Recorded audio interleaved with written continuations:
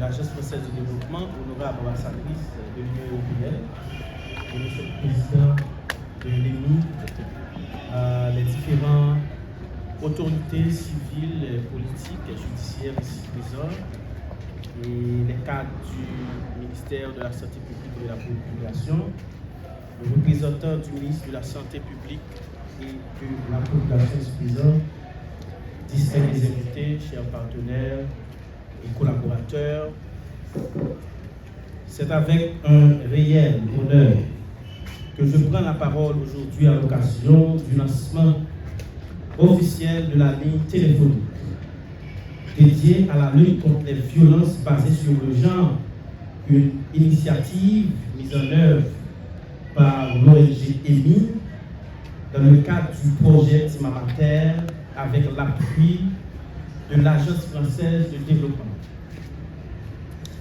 Permettez-moi avant tout de saluer l'engagement constant de nos partenaires, en particulier l'EMI, avec laquelle la Direction sanitaire de la Grand'Anse a su tisser une collaboration solide et stratégique.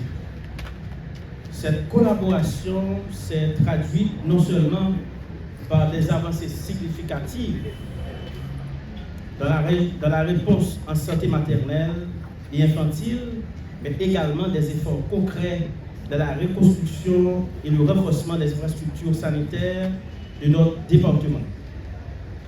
Ces actions conjointes témoignent d'une vision partagée, celle d'un système de santé plus résilient, plus accessible davantage. Aujourd'hui, nous posons un acte fort, concret, un acte nécessaire. Le lancement de cette ligne téléphonique dédiée à la lutte contre les violences basées sur le genre n'est pas un simple projet technique. C'est une réponse directe à une réalité préoccupante que vivent trop de femmes et de filles dans notre département. Face à cette situation, notre responsabilité est claire.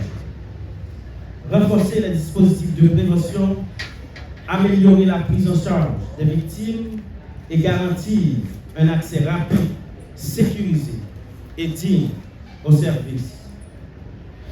C'est précisément dans cette logique que s'inscrit cette initiative. Cette ligne téléphonique a un objectif central: offrir un canal accessible, confidentiel et réactif permettant aux survivants de violences de signaler les cas, recevoir des conseils immédiats, être orientés vers les services appropriés et bénéficier d'un accompagnement adapté.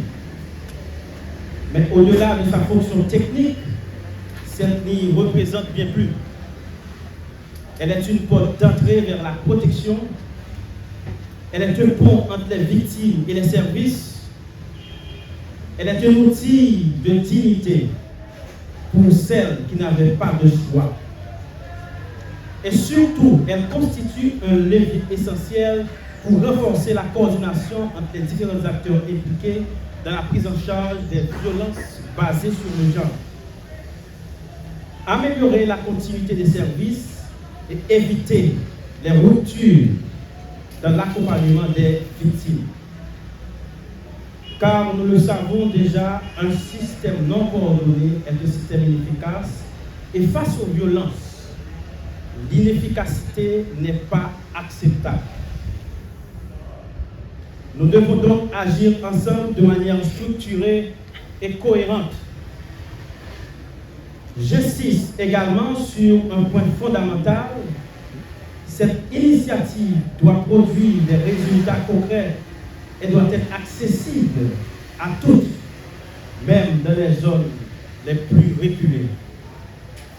Elle doit être connue, utilisée et intégrée dans les pratiques quotidiennes de nos services.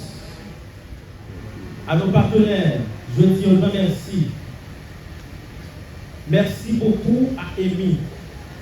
Et m'a pour dire encore, EMI, c'est l'un de nos partenaires qui campait, ça fait très longtemps avec nous dans le département, qui permettent que nous capables d'améliorer services, surtout en santé maternelle et infantile, et permettre aussi à la réhabilitation de quelques institutions que nous gagnons un peu partout dans le département.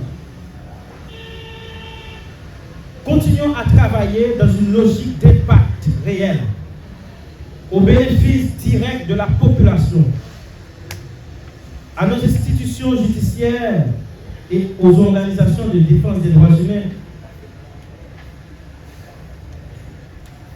Je lance un appel, renforçons la synergie, assurons que chaque cas signalé trouve une réponse. À nos communautés, je dis, le silence ne doit pas être une option. Le silence ne doit pas être une option. Ce lancement marque une étape importante, mais il ne constitue pas une finalité. C'est le début de l'engagement renforcé. C'est le début d'un système plus structuré. C'est le début d'une réponse plus humaine, plus efficace et plus coordonnée. Notre ambition est claire.